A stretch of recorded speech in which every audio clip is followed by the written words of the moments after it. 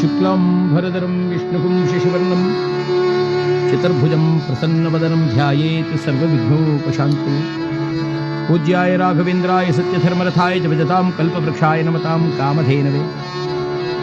माताय पिताय वदसनया पूज्य सर्वं यतेव नियवे नवधन्वयानाम् आद्यस्य न गुणैर्वगुणाभिः श्रीरामत्तदङ्गरि प्रणमामि वलं नमामि।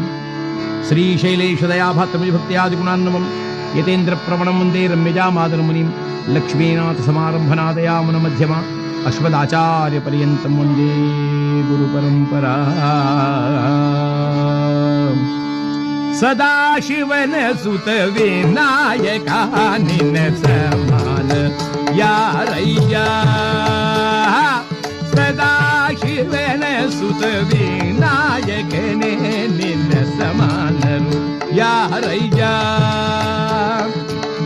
अनाथ रक्षक आदि पूजने अनाथ रक्षक आदि पूजने उमेश प्रीतरे विघ्न निवारकने सदाशिवने सुत विनायकने निನ್ನ ಸಮಾನರು ಯಾರಯ್ಯ.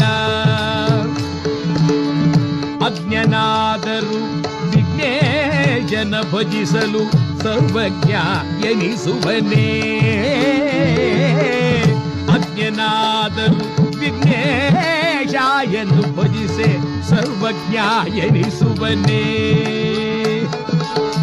ಲಂಬೋದರನು ಅಂಬಾಸುತನು ಬೆಂಬಿಡದೆ ಪೊರೆವನು. ಲಂಬೋದರನು ಅಂಬಾಸುತನು ಬೆಂಬಿಡದೆ ಪೊರೆವನು. ದೇವ ಸದಾಶಿವನ ಸುತ ವಿನಾಯಕ ನಿನ್ನ ಸಮಾನರು ಯಾರಯ್ಯ. ಸಮಾನರು ಯಾರಯ್ಯ. ಕೀರ್ತನಾರಂಭ ಕಾಲದಲ್ಲಿ ಪ್ರಾಜ್ಞ ಮಹನೀಯರಾಗಿರತಕ್ಕಂಥವರು ಸಕಲ ಲೋಕನಾಯಕನಾದ ಪರಮಾತ್ಮ ಎಲ್ಲರಲ್ಲಿಯೂ ಎಲ್ಲ ರೂಪದಲ್ಲಿಯೂ ಅಣುರೇಣು ತೃಣಕಾಷ್ಟ ಪಿಪೀಲಿಕಾದಿ ಬ್ರಹ್ಮ ಪರ್ಯಂತರವೂ ಸರ್ವವ್ಯಾಪಿಯಾಗಿದ್ದಾನೆ. ಅವನೇ ನಮ್ಮಲ್ಲಿಯೂ ವಿಶ್ವದ ಎಲ್ಲೆಡೆಗಳಲ್ಲಿಯೂ ಎಲ್ಲ ದೇವರ ರೂಪಿನಲ್ಲಿಯೂ. ಪುಷ್ಪಗಳು ಬೇರೆ ಬೇರೆ ಹೆಸರಿನಿಂದಿದ್ದರೂ ಪೂಜೆ ಮಾಡುವಾಗ ಒಂದೇ. ಗೋವುಗಳ ಹೆಸರು ಬೇರೆ ಬೇರೆಯಾಗಿದ್ದರೂ ಬಣ್ಣಗಳು ಬೇರೆ ಬೇರೆಯಾಗಿದ್ದರೂ ಕರೆವಾಗ ನಮ್ಮ ಕೈಗೆ ದೊರಕುವ ಹಾಲು ಒಂದೇ.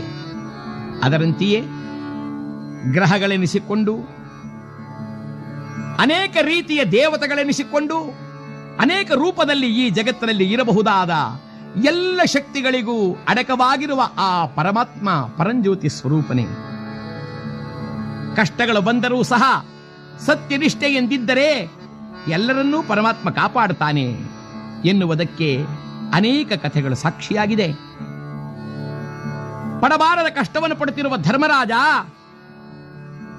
ಕಾಡಿನಲ್ಲಿ ವಾಸ ಮಾಡಿರುವಾಗ ಬೃಹದೇಶ್ವರ ಮುನಿಗಳನ್ನು ಕುರಿತು ಕೇಳಿದನಂತೆ, ಸ್ವಾಮಿ, ನನ್ನಂತೆ ಈ ಜೂಜಾಟವನ್ನಾಡಿ ಪಡಬಾರದ ಕಷ್ಟವನ್ನು ಪಟ್ಟವರು ಇನ್ಯಾರಾದರೂ ಉಂಟೇ ಈ ಪ್ರಪಂಚದಲ್ಲಿ?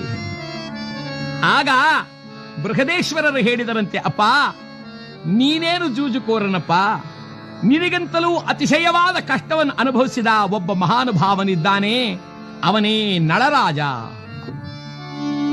ಹಾಗಂದಾಗ ಪಾಂಡವರ ಅತಿಭಕ್ತಿಯಿಂದ ದಯಮಾಡಿ ಆತನ ಚರಿತ್ರೆಯನ್ನು ಹೇಳಬೇಕು ಎಂದಾಗ ಬೃಹದೇಶ್ವರರು ಪಾಂಡವರನ್ನು ಕುರಿತು ಹೇಳಿದ ಈ ನಳಚರಿತ್ರೆ. ನಾವೆಲ್ಲರೂ ಈ ಕಥೆಗೆ ಭಾಗಿಗಳಾಗಿ ಪರಮಾತ್ಮನ ಕೃಪೆಗೆ ಪಾತ್ರರಾಗೋಣ. ಬೆರವಪುರದೊಳಗೆ ಪ್ರಿಯವನೆನಿಸಿದ ಪರಮ ಪುರುಷ ಹರಿಚರಿತೆಯ ಪಾಡೆ ಪಾಡಿ ಪೊಗಳಲ್ ಅತಿಮೋದವೆನಿಪುದು ಪರತರ ಮಾರ್ಗ ಸುಸಾಧಕವೋ.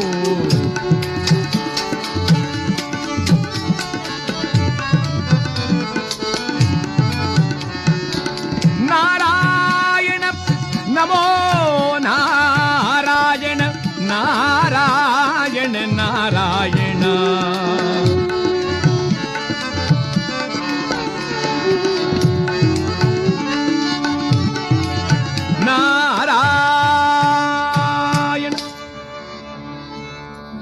ದೇಶದ ದೇಶಾಧಿಪತಿಯಾಗಿರುವ ವೀರಸೇನ ಮಹಾರಾಜನ ಮಗ ನಳ, ರೂಪದಲ್ಲಿ ಮನ್ಮಥನು, ವಿದ್ಯೆಯಲ್ಲಿ ಬೃಹಸ್ಪತಿಯನ್ನು ಮೀರಿಸುವಂಥವನು, ಪರಾಕ್ರಮದಲ್ಲಿ ದೇವೇಂದ್ರಾದಿಗಳು ಸಹ ಎದುರಿಗೆ ನಿಲ್ಲರೇನೋ ಅನ್ನುವ ತೆರದಲ್ಲಿ ಮೆರೆಯುತ್ತಿರತಕ್ಕಂಥ ಮಹಾನುಭಾವ ನಳರಾಜ ಒಂದು ಸಲ ತನ್ನೆಲ್ಲ ಅನುಯಾಯಿಗಳಿಂದೊಡಗೂಡಿ ಉದ್ಯಾನವನದಲ್ಲಿ ಸಂಚರಿಸುತ್ತಿರುವಾಗ ತನಗೆ ಅಲ್ಲಿ ಕಾಣುತ್ತಿರುವ ಸರೋವರದಲ್ಲಿ ಈಜಾಡಬೇಕೆನಿಸಿತೋ ಏನೋ. ನಳರಾಜನು ತಾನು ಈಜಾಡಲು ತಾನಲ್ಲಿಗೆ ಸುತ್ತಾಡುತ್ತಿರುವಾಗ ಆ ಜಲತಟಾಕಕ್ಕೆ ಗಗನ ಮಾರ್ಗದಲ್ಲಿ ಬರುತ್ತಿದೆಯಂತೆ ಹಂಸ ಪಕ್ಷಿಗಳ ಹಿಂಡು. ನೋಡುತ್ತಿದ್ದರೆ ಹಾರಿ ಬರ್ತಾ ಇದೆ. ಝಲ್ ಝಲ್ ಝಲ್ ಝಲ್ ಝಲ್ ಹರಿವ ನದಿ ನೈದ ಮಧುಳ ಮಂಜುಳಗೆ ಝಲ್ ಝಲ್ ಝಲ್ ಝಲ್ ಝಲ್ ಹರಿವ ನದಿ ನಾದ ಮಂಜುಳದ ಸುಯ್ಯನೆ ಬಿರುಗಾಳಿತಾ ಬೀಸ ಸುಯ್ಯನೆ ಬಿರುಗಾಳಿತಾ ಬೀ ಪರಿಮಳಕ್ಕೆ ಭೃಂಗ ಜೇಂಕರಿದೆ. ನೀಲ ಗಗನದಲ್ಲಿ ತೇಲಿ ಬರುತ್ತಲಿದೆ, ನೀಲ ಗಗನದಲ್ಲಿ ತೇಲಿ ಬರುತ್ತಲಿದೆ ಹಂಸ ರಾಜಹಂಸ. ದೂರದಿಂದ ಗಗನ ಮಾರ್ಗದಲ್ಲಿ ತೇಲಿ ಬರುತ್ತಲಿರುವ ಹಂಸಗಳ ಕಂಡರಸ. ಒಂದು ಹಿಂಡೆ ಬಂದಿದೆಯಂತೆ ಜಲದಲ್ಲಿ ಕುಳಿತಿರುವಾಗ ಮೋಹಕವಾಗಿ ಕಂಡ ಆ ಹಂಸವನ್ನ ಹಿಂಬದಿಯಿಂದ ಬಂದು ಮಹಾರಾಜ ಉಪಾಯವಾಗಿ ಥಟ್ಟನೆ ಹಿಡಿದರೆ ಆ ಹಂಸ ಎತ್ತುಕೊಂಡು ಬರುವಾಗ ಹೇಳುತ್ತಂತೆ, ನಳರಾಜ ನೀನು ದಯಾ ಸಂಪನ್ನ ಎಂಬುದಾಗಿ ಕೇಳಿದ್ದೇವೆ. ನೀನು ಮಹಾನುಭಾವ ಎಂದ ಮೇಲೆ ನನ್ನನ್ನು ಕೊಲ್ಲಬೇಡ, ನನ್ನನ್ನು ಬಿಟ್ಟುಬಿಡು. ಅಲ್ಲ ನೋಡು, ನನ್ನ ಇನಿಯ ಗಗನದಲ್ಲಿ ನಿಂತು ನನಗಾಗಿ ಎದುರು ನೋಡುತ್ತಿದ್ದಾನೆ. ನಳರಾಜನಂದ, ಇದೇನು ಆಶ್ಚರ್ಯ, ಕೆಲವು ಪಕ್ಷಿಯೇ ನೀ ಮಾತನಾಡ್ತಾ ಇರುವಿಯಲ್ಲ, ಮಾನವನ ಭಾಷೆಯಲ್ಲಿ ಮಾತನಾಡ್ತಾ ಇದೆಯಲ್ಲ. ಆಗ ಅಯ್ಯ ಅರಸನೇ, ನಿಷದೇಶಾಧಿಪತಿಯೇ, ನಾವು ಬ್ರಹ್ಮಲೋಕದವರಾದ್ದರಿಂದ ನಾವು ಮಾನವ ಭಾಷೆಯನ್ನು ಚೆನ್ನಾಗಿ ಬಲ್ಲವು. ನಳರಾಜ ಹೇಳಿದ, ಪಕ್ಷಿ, ನಾನು ನಿನ್ನ ಹಿಡಿದಿರುವುದು ಸಂಹಾರ ಮಾಡಲಿಕ್ಕಲ್ಲ, ನಿನ್ನ ಈ ಮೋಹಕ ರೂಪವನ್ನು ನೋಡಿ ಮುದ್ದಾಡಲಿಕ್ಕೆ. ಆಗ ಪಕ್ಷಿ ಹೇಳುತ್ತೆ, ಅಯ್ಯ ನನ್ನ ಮೋಹಕ ರೂಪವನ್ನು ನೋಡಿ ನೀನು ಮುದ್ದಾಡುವುದಂತಿರಲಿ, ನೀನು ನಿಜವಾಗಲೂ ಮುದ್ದಾಡಬಹುದಾದ ಮುದ್ದಾದ ಯುವತಿ ಒಬ್ಬಳಿದ್ದಾಳೆ. ನೀನು ನನ್ನನ್ನು ಬಿಟ್ಟದ್ದೇ ಆದರೆ ನಿನ್ನ ಸೌಂದರ್ಯಕ್ಕೆ ನಿನ್ನ ಗುಣಕ್ಕೆ ತಕ್ಕಂಥ ಅವಳೊಬ್ಬಳಿದ್ದಾಳಲ್ಲ, ಅವಳಿಗೆ ಸಂದೇಶವನ್ನು ಮುಟ್ಟಿಸಿ ನಿಂತು ಹಿಂತಿರುಗಿ ಬರ್ತೇನೆ, ನನ್ನನ್ನು ಬಿಡು. ಮಹಾರಾಜ ನೋಡಿದ, ಪಕ್ಷಿ, ನೀನು ನನಗ ಆ ಕಾರ್ಯವನ್ನು ಮಾಡುವೆಯೋ ಬಿಡುವೆಯೋ ಅದಂತೂ ಬೇರಿರಲಿ, ಆದರೆ ನಿನ್ನ ಈ ಮುದ್ದಾದ ಮಾತು ಮತ್ತು ನೀನು ನಿನ್ನ ಇಡೆಯನನ್ನು ಸೇರಬೇಕೆಂದು ತೋರುವ ಬಯಕೆ ನನ್ನ ಮನಸ್ಸಿಗೆ ಬಹಳ ಆನಂದವನ್ನುಂಟು ಮಾಡಿದೆಯಾದ್ದರಿಂದ ಹಾರೂತ ಬಿಟ್ಟಂತೆ. ಹಾರು ಎಂದರೆ ಆ ಪಕ್ಷಿ ಸರ್ರನ ಗಗನ ಮಾರ್ಗದಲ್ಲಿ ಹಾರಿ ಹೇಳುತ್ತಿದೆಯಂತೆ, ಅರಸ ನಳರಾಜ, ನೀನು ನನಗೆ ತೋರುತ್ತಿರತಕ್ಕಂಥ ಈ ಉದಾರ ಗುಣವನ್ನು ನಾನು ಮರೀತೇನೆಂಬುದಾಗಿ ಭಾವಿಸಬೇಡ. ಇದೋ ನಿನಗೆ ಮಾತು ಕೊಟ್ಟಂತೆ ನಾನು ನನ್ನ ಕಾರ್ಯವನ್ನು ಮಾಡಿಯೇ ತೀರ್ತೇನೆ ಎಂಬುದಾಗಿ ಗಗನ ಮಾರ್ಗದಲ್ಲಿ ಹಾರಿ ಪಕ್ಷಿಗಳು ಬರುತ್ತಲಿದೆ ವಿದರ್ಭಕ್ಕೆ.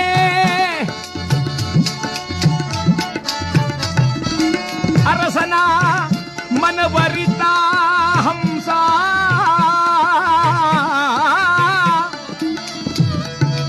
ಬರುತ್ತಲಿದೆ ಹಂಸ.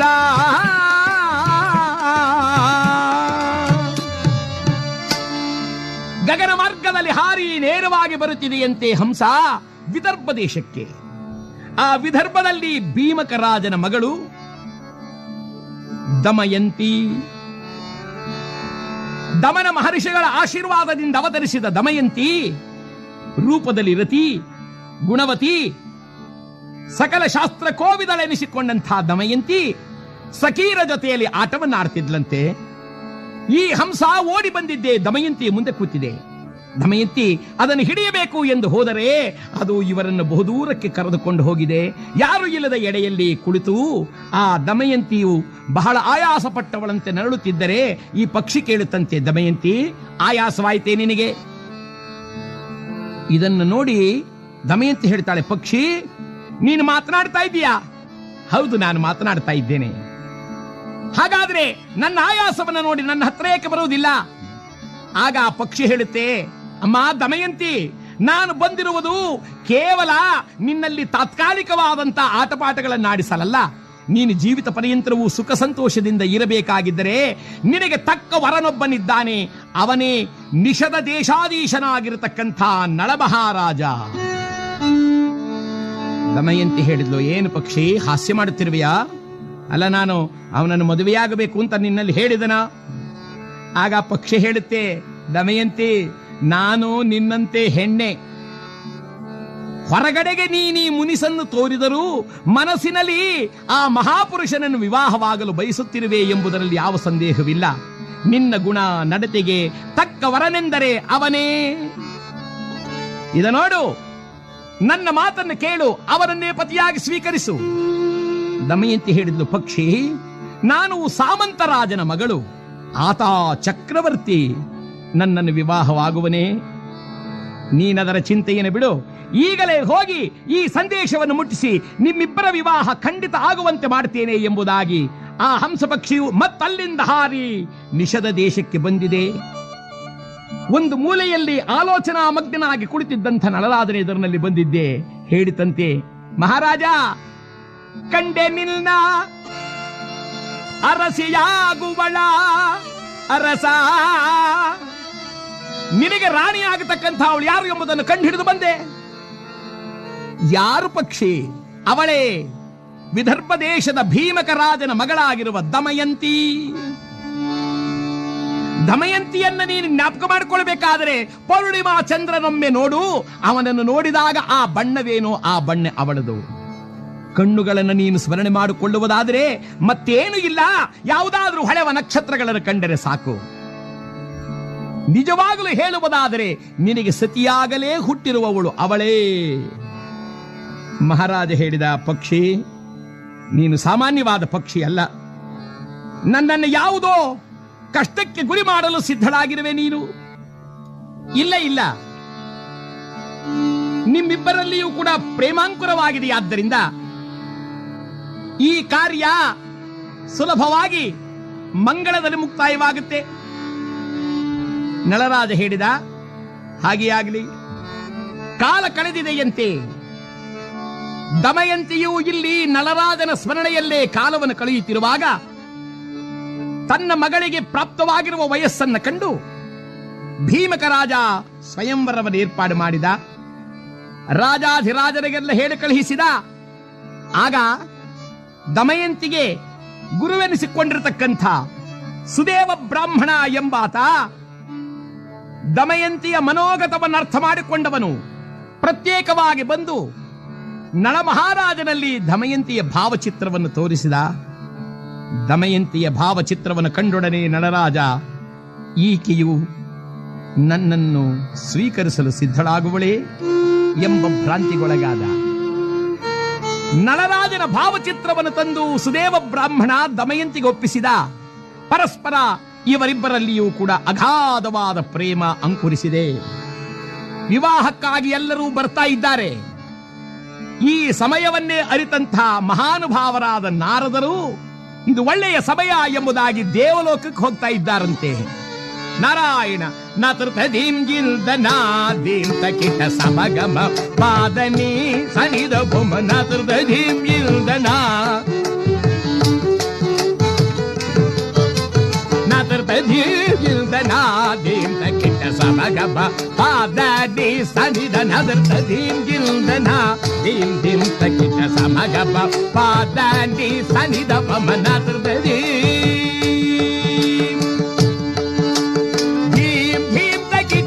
ಮಿತ ಕಿಟ ತಕ ಧಿತಾಂಕುತಕ ಜಣು ತದ್ದಿಂಗಿನ ಭೀಂ ಭೀಂ ತಕಿಟ ತದಿ ಮಿತ ಕಿಟ ತಕ ಧಿತಾಂಕುತಕ ಜಣು ತದ್ದಿಲ್ದಿನ ತುನತೃ ಧೀಂ ಗಿಲ್ದನ ಭೀಂ ತಕಿಟ ಸಮಗಬ ಪಾದಾತಿ ಸನಿದ ಬೊಮನತ ಧೀ.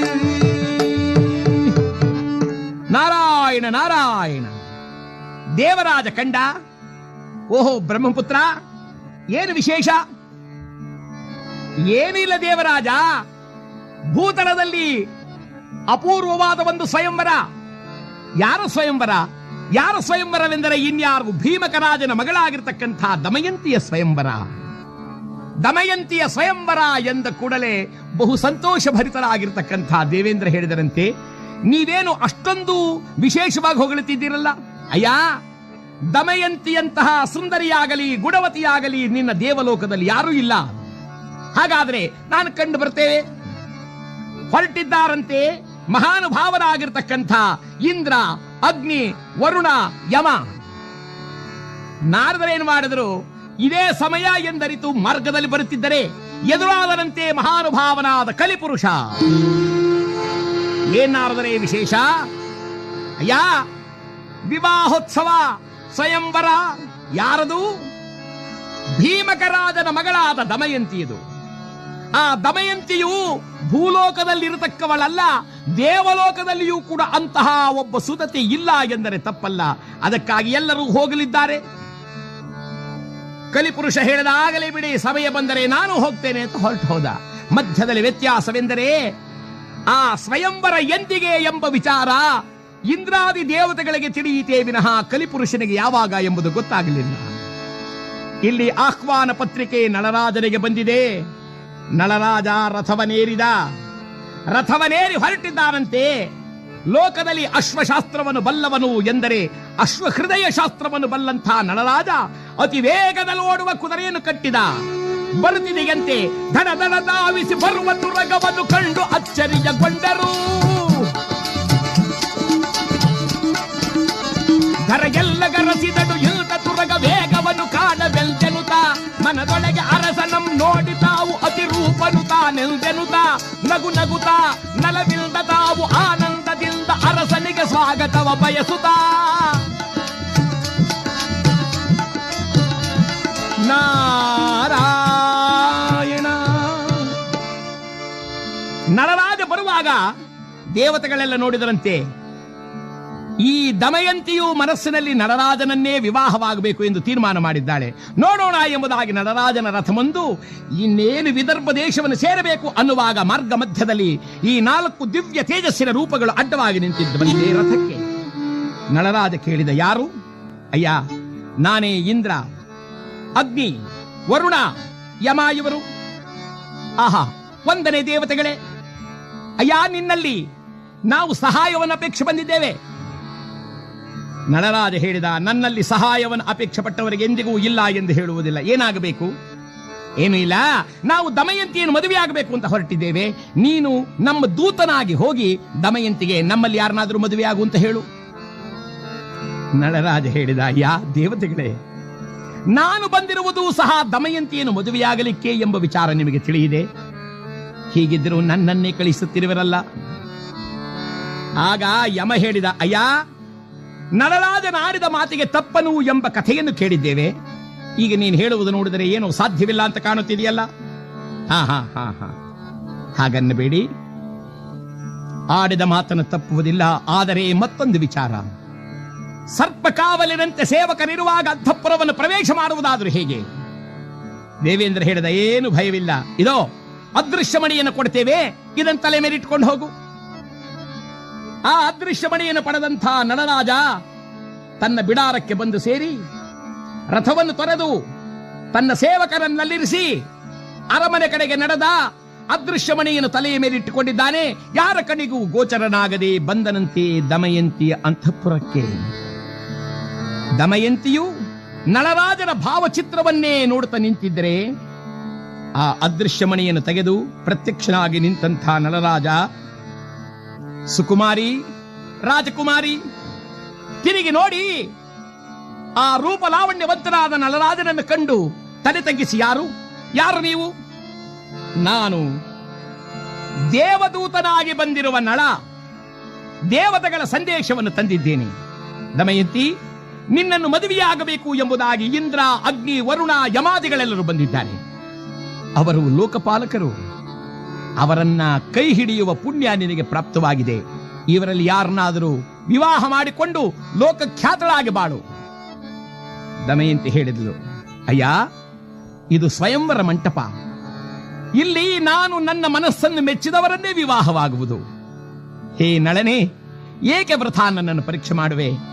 ನಾನು ಕಾಯ ವಾಚ ನಿನ್ನನ್ನೇ ವಿವಾಹವಾಗಬೇಕು ಎಂದು ತೀರ್ಮಾನ ಮಾಡಿದ್ದೇನೆ. ಅಂದ ಮೇಲೆ ನನ್ನನ್ನ ಬೇರೆಯವರನ್ನು ವಿವಾಹವಾಗು ಎಂದು ಹೇಳುವುದು ನಿನಗೆ ನ್ಯಾಯವಲ್ಲ. ನಾ ಹೇಳಿದ, ಸುಕುಮಾರಿ, ನೀನು ನನ್ನನ್ನು ವಿವಾಹವಾಗುವುದಾದರೆ ಯಾವ ಭಾಗ್ಯವನ್ನು ಪಡೆಯಲಾರೆ? ದೇವಾನುದೇವತೆಗಳು, ಇಂದ್ರ 33 ಕೋಟಿ ದೇವತೆಗಳಿಗೆ ಒಡೆಯ, ಅಗ್ನಿ, ಯಮ, ವರುಣ ಇವರೇನು ಸಾಮಾನ್ಯರೇ? ಈಕೆ ಹೇಳಿದ್ಲಂತೆ, ಅಯ್ಯ, ಈ ಎಲ್ಲ ದೇವತೆಗಳು ಕೂಡ ನಾನು ವಿವಾಹವಾಗಬೇಕೆಂದಿರುವ ನಳನ ಒಂದು ಗುಣಕ್ಕೆ ಸಮಾನರಲ್ಲ. ನನ್ನ ನಳನು ದಯಾ ಸಮುದ್ರನು, ನೀತಿ ಸಂಪನ್ನನು, ನಿಷ್ಠನು, ವೀರನು, ಧೀರನಾದ್ದರಿಂದ ನಾನು ಅವನನ್ನೇ ವಿವಾಹವಾಗುವುದು. ನೀನು ದೂತನಾಗಿ ಬಂದವನು, ನಿನ್ನ ಕಾರ್ಯವಾಗಿದೆ, ಆದ್ದರಿಂದ ಹೊರಡಬಹುದು. ನಳನೇನು ಮಾತನಾಡದೆ ಹಿಂತಿರುಗಿ ಬಂದ. ಉದ್ಯಾನವನದಲ್ಲಿ ಕಾದಿದ್ದಂಥ ದೇವತೆಗಳಿಗೆ, ಅಯ್ಯ ದೇವತೆಗಳಿರ, ನಾನು ಎಲ್ಲ ವಿಚಾರವನ್ನು ಹೇಳಿದೆ, ಆದರೆ ಆಕೆ. ಆಗ ಇಂದ್ರ ನಕ್ಕ, ನಳ, ಯಾರ ಕಣ್ಣಿಗೂ ಕಾಣದಂತೆ ನಿನ್ನನ್ನು ಕಳುಹಿಸಿ ನಿನ್ನ ಕಣ್ಣಿಗೂ ಕಾಣದಂತೆ ನಾವು ಹಿಂಬಾಲಿಸಿ ಬಂದಿದ್ದವಪ್ಪ. ಅಲ್ಲಿ ನಿಮ್ಮಿಬ್ಬರ ಸಂವಾದವನ್ನು ಕೇಳಿದವು. ಚಿಂತೆ ಇಲ್ಲ, ಸ್ವಯಂವರ ಮಂಟಪವಾಗಲಿ. ಮಾರನೆಯ ದಿನ ರಾಜಾಧಿರಾಜರೆಲ್ಲರೂ ತುಂಬಿರುವ ವೇಳೆಗೆ ಪುಷ್ಪಮಾಲಿಕೆಯನ್ನು ಹಿಡಿದು ದಮಯಂತಿಯು ಪ್ರವೇಶ ಮಾಡಿದಳಂತೆ ರಾಜಭವನವನ್ನ. ಎಲ್ಲ ರಾಜರು ಎವೆ ಹಾಕದೆ ನೋಡುತ್ತಿದ್ದಾರೆ ದಮಯಂತಿಯನ್ನ. ದಮಯಂತಿ ತಗ್ಗಿದ ತಲೆಯನ್ನೆತ್ತಲಿಲ್ಲ. ದಮನ ಸಂಗಡ ಬರುತ್ತ ಹೇಳುತ್ತಿದ್ದಾನೆ, ಈತ ಅಂಗ ದೇಶದವನು, ಈತ ಕಾಂಬೋಜ ದೇಶದವನು, ಈತ ಗುರ್ಜರ ದೇಶದವನು, ಈತ ವಂಗ ದೇಶದವನು. ಎಲ್ಲರನ್ನು ತಲೆ ತಗ್ಗಿಸಿ ಬರುತ್ತಿದ್ದರೆ ಕೊನೆಗೆ ಹೇಳಿದರಂತೆ, ನೋಡಮ್ಮ, ಈತನೇ ಚಕ್ರವರ್ತಿ, ನಿಷದ ದೇಶಾಧಿಪನಾಗಿರುವ ವೀರಸೇನನ ಮಗ ನಳ. ಕೂಡಲೇ ತಲೆ ಎತ್ತಿದಳಂತೆ. ಪುಷ್ಪಹಾರವನ್ನು ಕೊರಳಿಗೆ ಹಾಕಬೇಕು ಅನ್ನುವಾಗ ಮತ್ತೊಂದು ಕಡೆಯಿಂದ ಒಂದು ಶಬ್ದ ಬರುತ್ತಿದೆ, ನಿಲ್ಲು ದಮಯಂತಿ, ಅವನಲ್ಲ ನಳ, ನಾನು ನಳ. ಮತ್ತೊಂದೆಡೆಯಲ್ಲಿ, ಇಲ್ಲ, ನಾನು ನಳ, ನಾನು ನಳ, ನಾನು ನಳ ಎಂದರೆ ನಿಜ ನಳನಲ್ಲದೆ ಮತ್ತೆ 4 ಜನ ನಳರು ಕಣ್ಣಿಗೆ ಕಾಣಿಸಿದರಂತೆ. ದಮಯಂತಿ ಬೆರಗಾದಳೇನಿದು? ಇದೇನು 5 ಜನ ನಳರು ಈ ಧರೆಯೊಳಗಿರಲು ಸಾಧ್ಯವೇ? ನಳರಾಜನಂದ, ಆಹಾ, ದೇವತೆಗಳೇ ನನ್ನನ್ನು ಪರೀಕ್ಷೆ ಮಾಡುತ್ತಿದ್ದಾರೆ. ದಮಯಂತಿ ಎಂದಳಂತೆ, ಅಯ್ಯ,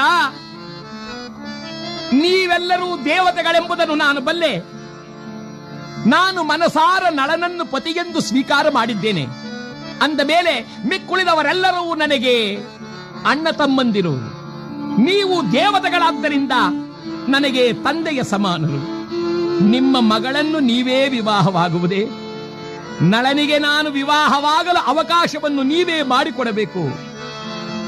ನಾನು ಮನಸಾರ ನಿಮ್ಮನ್ನು ಪ್ರಾರ್ಥಿಸುತ್ತೇನೆ. ನಮೋ ನಾರಾಯಣ. ಈಕೆಯ ಪ್ರಾರ್ಥನೆಗೆ ಥಟ ಥಟ ಥಟ ಥಟಲು ಪ್ರತ್ಯಕ್ಷರಾಗೋದರು ದೇವತೆಗಳು. ಅಮ್ಮ ದಮಯಂತಿ, ನಿನ್ನನ್ನು ಒಮ್ಮೆ ಪರೀಕ್ಷಿಸುವ ಸಲುವಾಗಿ ನಾವು ಹೀಗೆ ಮಾಡಿದವಬ್ಬ. ಅದೋ ನಳನಲ್ಲಿದ್ದಾನೆ, ಹೋಗುವ ಆತನ ಕೊರಳಿಗೆ ಮಾಲೆಯನ್ನು ಹಾಕು. ಕೊರಳಿಗೆ ಮಾಲೆಯನ್ನು ಹಾಕುವಾಗ ಇಂದ್ರ ಬಂದು ಹೇಳುತ್ತಿದ್ದಾನಂತೆ, ನಳನೇ, ನಿನ್ನ ಸತ್ಯಸಂಧತೆಗೆ ನಾನು ಮೆಚ್ಚಿದ್ದೇನಾದ್ರಿಂದ ಇದೋ ನಾನು ವರವನ್ನು ಕೊಡುತ್ತಿದ್ದೇನೆ. ಅದೆಂಥ ವರವೆಂದರೆ ಯಜ್ಞದಲ್ಲಿ ಪ್ರತ್ಯಕ್ಷ ದರ್ಶನ ಮತ್ತು ಉತ್ತಮ ಗತಿ. ಅಗ್ನಿ ಹೇಳಿದ, ಬೇಕಾದ ಕಡೆ ನೀನು ನನ್ನನ್ನು ಕೇಳಿಕೊಂಡ್ರೆ ಸಾಕು, ನಾನು ನಿನಗೆ ಪ್ರತ್ಯಕ್ಷನಾಗ್ತೇನೆ. ಅಷ್ಟೇ ಅಲ್ಲ, ನಿನಗೆ ತೇಜೋ ಲೋಕವೂ ಲಭಿಸಲಿ. ಯಮರಾಜ ಹೇಳಿದ, ಅಯ್ಯ, ನಿನಗೆ ಅನ್ನರಸವನ್ನು, ಧರ್ಮಸ್ಥಿತಿಯನ್ನು ನಾನು ದಯಪಾಲಿಸಿದ್ದೇನೆ. ವರುಣ ಹೇಳಿದ, ನೀನು ಬೇಕಾದ ಕಡೆ ನನ್ನನ್ನು ಅಪೇಕ್ಷೆ ಪಟ್ಟರೆ ಅಲ್ಲಿ ನಾನು ನೀರು ದೊರಕುವಂತೆ ಮಾಡಿ ಆಶೀರ್ವದಿಸುತ್ತೇನೆ. ಅಲ್ಲದೆ ನೀನು ಧರಿಸುವ ಹೂವಿನ ಮಾಲೆ ಎಂದೆಂದು ಮಾಡಬಾರದು. ಎಲ್ಲರ ಆಶೀರ್ವಾದ ಮಾಡಿದರೂ ವಿವಾಹವು ಅತಿ ವಿಜೃಂಭಣೆಯಿಂದ ನಡೆದು ಹೋಯಿತು. ಆಶೀರ್ವಾದ ಮಾಡಿ ಹೊರಟರೆ ದೇವತೆಗಳೆಲ್ಲ ಹಿಂತಿರುಗಿ ಬರ್ತಾ ಇದ್ದಾರೆ. ಇಲ್ಲಿ ಭೀಮಕ ರಾಜ ವಿವಾಹವಾಗಿರುವ ತನ್ನ ಅಳಿಯನನ್ನು ಮತ್ತು ಮಗಳನ್ನ ಬಹು ರೀತಿಯಿಂದ ಪ್ರೀತಿಯಿಂದ ಆದರಿಸಿದ್ದಾನೆ. ಗಂಡನ ಮನೆಗೆ ತೆರಳಲು ಆ ಮಹಾನುಭಾವಳಾದ ದಮಯಂತಿಯು ತಾನು ಸಿದ್ಧಳಾಗಿದ್ದಾರೆ. ಇಲ್ಲಿ ಬರುತ್ತಿದ್ದ ದೇವತೆಗಳಿಗೆ ಎದುರಾಗಿ ಕಲಿಪುರುಷ ಬಂದ. ನೋಡಿದ, ಏನು ಇಂದ್ರಾದಿ ದೇವತೆಗಳೆಲ್ಲಿಂದ ಬರ್ತಾ ಇದ್ದೀರಿ? ಅಯ್ಯ ಕಲಿಪುರುಷ, ನಾವು ದಮಯಂತಿ ಸ್ವಯಂವರಕ್ಕೆ ಹೋಗಿದ್ವಿ, ಬರ್ತಿದ್ದೇವೆ. ಹಾ, ದಮಯಂತಿಯ ಸ್ವಯಂವರ. ಹಾಗಾದ್ರೆ ಯಾವ ದೇವತೆಯನ್ನು ವಿವಾಹವಾದಳು? ಇಲ್ಲ ಇಲ್ಲ, ಆಕೆ ನಳನನ್ನೇ ಮದುವೆಯಾದಳು. ನಳನನ್ನೇ ಮದುವೆಯಾದಳು ಎಂದಾಗ ಕಲಿಪುರುಷ ಅಂದ, ಛೇ, ದೇವಾನು ದೇವತೆಗಳಾದ ನೀವು ಹೋಗಿ ಸಾಮಾನ್ಯ ನರನೋರ್ವನಿಗೆ ದಮಯಂತಿ ವಿವಾಹವಾಗುತ್ತಿರುವುದನ್ನು ನೋಡಿಯೂ ಹಿಂತಿರುಗಿ ಬಂದರೆ ಇಲ್ಲ, ಇದು ಅಪಮಾನ. ದೇವೇಂದ್ರ ಹೇಳಿದ, ಅಯ್ಯ, ಯಾವುದು ಅಪಮಾನ? ಸತಿಯು ತನ್ನ ಪಾತಿವೃತ್ಯ ಪ್ರಭಾವದಿಂದ ನಮ್ಮನ್ನು ಮೆಚ್ಚಿದ ಅಪಮಾನವೇ? ನಾವು ಅವರಿಗೆ ಆಶೀರ್ವಾದ ಮಾಡಿ ಬಂದದ್ದು ಅಪಮಾನವೇ? ವೃಥಾ. ಏತಕ್ಕಾಗಿ ನೀನು ಅವರ ಮೇಲೆ ಈ ರೀತಿಯಾಗಿ ಕೋಪವನ್ನು ರೋಷವನ್ನು ತಾಳುತ್ತಿರುವೆ? ಬೇಡ, ನಮ್ಮ ಮಾತನ್ನು ಕೇಳು. ಈ ಕಲಿಪುರುಷ ಅಂದ, ಇಲ್ಲ, ಅಪಮಾನ ಸಹಿಸನ, ಅಪಮಾನ ಅಪಮಾನ ಸಹಿಸನ, ಅಪಮಾನ. ಸುರರಿಗೆ ಸಮನೆನು ಧರಿತಿರುವ ಆ ನರನನ್ನು ಬಿಡುವೆನೆ ಧರೆಯೊಳಗೆ. ಸುರರಿಗೆ ಸಮನೆನು ಧರಿತಿರುವ ಆ ನರನನ್ನು ಬಿಡುವೆನೆ ಧರೆಯೊಳಗೆ. ಕಾಡಿ ಕಾಡಿ ಬೆಂಗಾಡೊಳಗವನನ್ನು ಅಲಸಿತಿರುವನಂತೆ ನರಳಿಸದೆ ಬಿಡ. ಅಪಮಾನ ಸಹಿಸನು, ಅಪಮಾನ ಅಪಮಾನ. ಎಂತಾದರಾಗಲಿ ನಾನವನನ್ನು ಸುಮ್ಮನೆ ಬಿಡುವನಲ್ಲ. ನಾನವನನ್ನು ಕಾಡಿ ಅವನ ಗತಿ ಕೆಡಿಸಿ ಪಡಬಾರದ ಕಷ್ಟಗಳನ್ನು ಪಡಿಸೇ ಪಡಿಸುತ್ತೇನೆ ಎಂಬುದಾಗಿ ತೀರ್ಮಾನ ಮಾಡಿ ಹೊರಟೇ ಬಿಟ್ಟು ನಳರಾಜ ವಿವಾಹವಾದ ಮೇಲೆ ಅನೇಕ ಜನ ಹಿರಿಯರ ಆಶೀರ್ವಾದವನ್ನು ಪಡೆದು ಹಿಂತಿರುಗಿ ತಾನು ನಾಡಿಗೆ ಬಂದಿದ್ದಾನೆ. ಈ ಕಲಿಪುರುಷ ಬಂದು ಆತನನ್ನ ಸೇರುವುದಕ್ಕಾಗಿ 12 ವರ್ಷಗಳ ಕಾಲ ಕಾದಿದ್ದಾನೆ.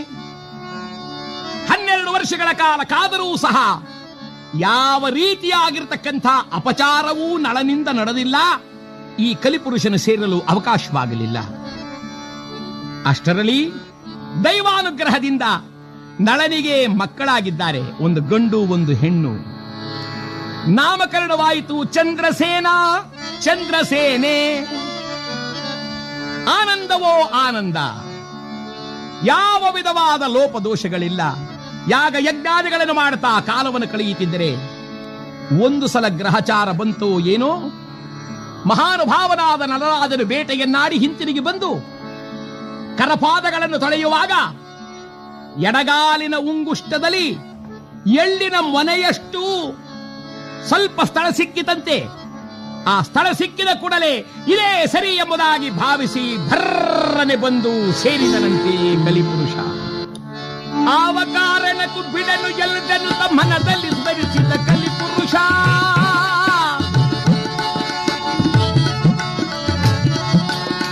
ಇದು ನನಗೆ ಸರಿ ಸಮನೆ ಎಲ್ಲದನ್ನು ತಕ್ಕಾದನಾಗ ಕಲಿಪುರುಷ. ಕಲಿಪುರುಷ ಸೇವಿದ ಕಲಿಪುರುಷ.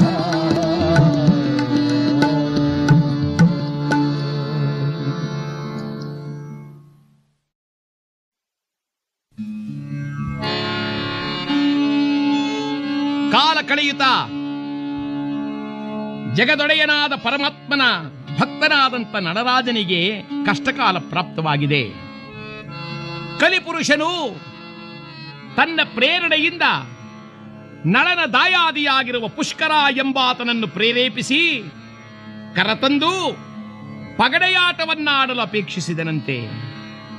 ನಳ ಹೇಳಿದ, ತಮ್ಮ, ಪಗಡೆಯಾಟವೆಂಬುದು ಅಷ್ಟು ಒಳಿತಲ್ಲ, ನನ್ನ ಮಾತನ್ನು ಕೇಳು. ಪುಷ್ಕರ ಹೇಳಿದ, ಅಣ್ಣ, ಆಟಕ್ಕೆ ಕರೆದವರನ್ನ ಬರುವುದಿಲ್ಲ ಎಂದು ಹೇಳುವುದು ರಾಜಧರ್ಮವಲ್ಲ. ಇದರ ಮೇಲೆ ನೀನು ಹೆದರಿಕೊಳ್ಳುವುದಾದರೆ ಆಗಬಹುದು. ನಳನನ್ನ ಮುಚ್ಚುಬಾಯ್. ನಳನಲ್ಲಿ ಹೆದರಿಕೆ ಎಂಬ ಶಬ್ದಕೋಶವೇ ಇಲ್ಲ. ನೀನು ಆಟವಾಡಬೇಕು. ಕೂರು. ಆಟಕ್ಕಾಗಿ ಕುಳಿತಿದ್ದಾನಂತೆ. ಕಲಿಪುರುಷನ ಪ್ರಭಾವದಿಂದ ಪುಷ್ಕರನಿಗೆ ಜಯವಾಗುತ್ತಿದೆ.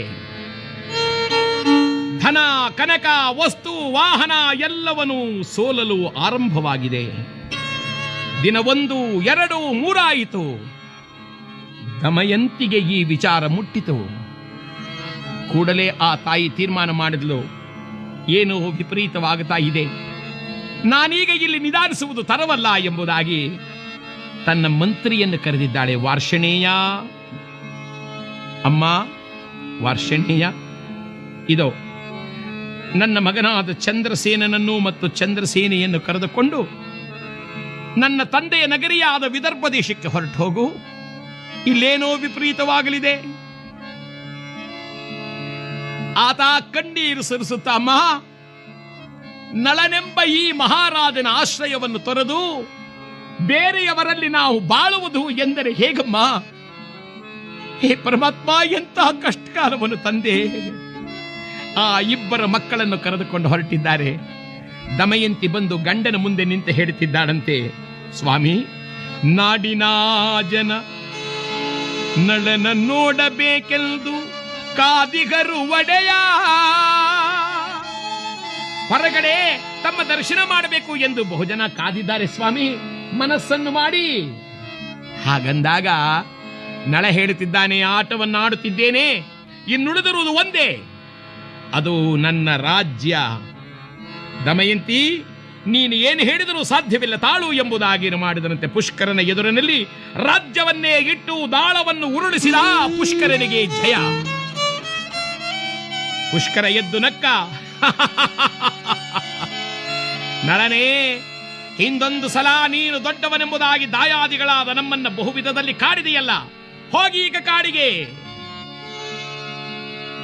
ಉಟ್ಟ ವಸ್ತ್ರವನ್ನುಟ್ಟು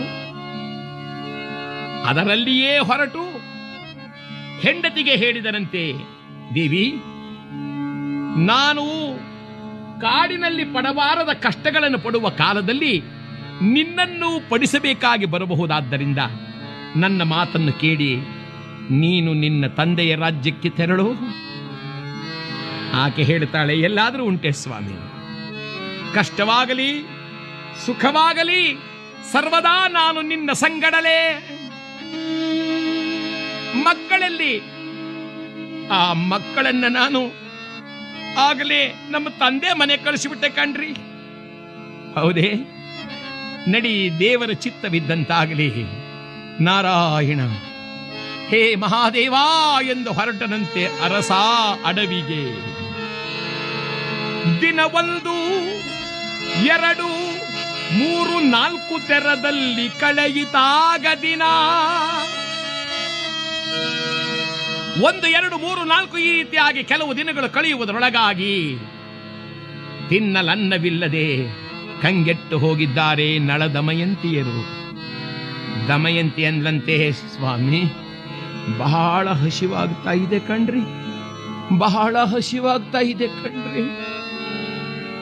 ನಳರಾಜ ಹೇಳಿದ, ಏನು ಮಾಡಲಿ, ಬರುವಾಗ ಬಿಲ್ಲು ಬಾಣಗಳನ್ನಾದರೂ ತಂದಿದ್ದರೆ ಬೇಟೆಯನ್ನಾಡು ಆಡಿ ಆ ಪ್ರಾಣಿ ಮಾಂಸವನ್ನಾದರೂ ತಿಂದು ಜೀವಿಸಬಹುದಾಗಿತ್ತು.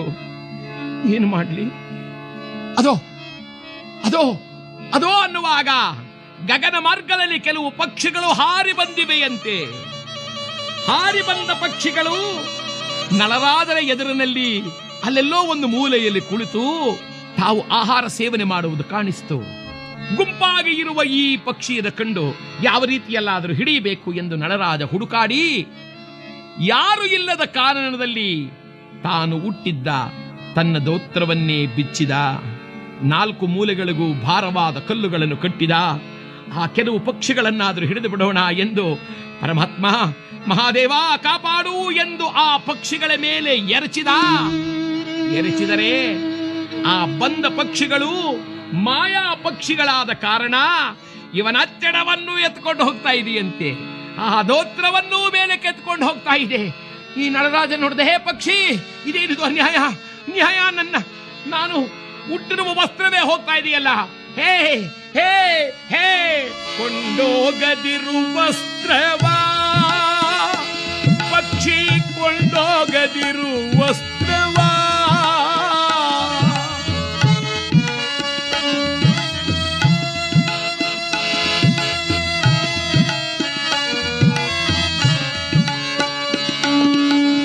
ಬರಿತನುವಿನಲ್ಲಿ ನಿಂದಿರುವೆನಿಲ್ಲಿ, ಬರಿತನುವಿನಲ್ಲಿ ನಿಂದಿರುವೆನಿಲ್ಲಿ, ಮಾಡದಿರು ಅಪಮಾನ.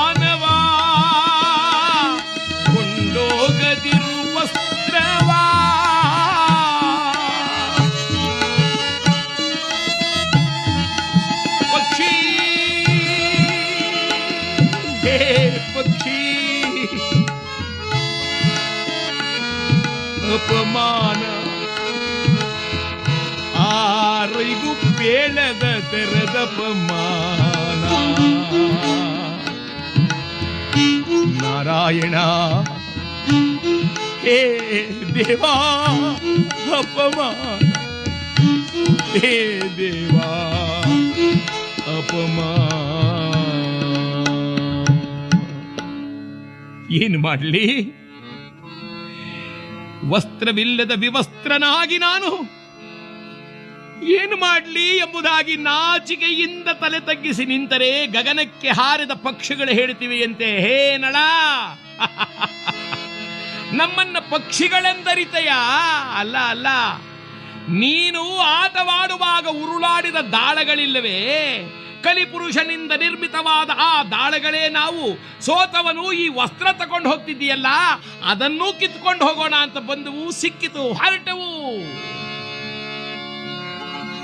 ನಾಚಿಕೆಯಿಂದ ನಳರಾಜ ಸೊಪ್ಪು ಸದೆಗಳನ್ನ ತನ್ನ ದೇಹಕ್ಕೆ ಮರೆಮಾಡಿಕೊಂಡು ದಮಯಂತಿ ಹತ್ರ ಬಂದು ದೇವಿ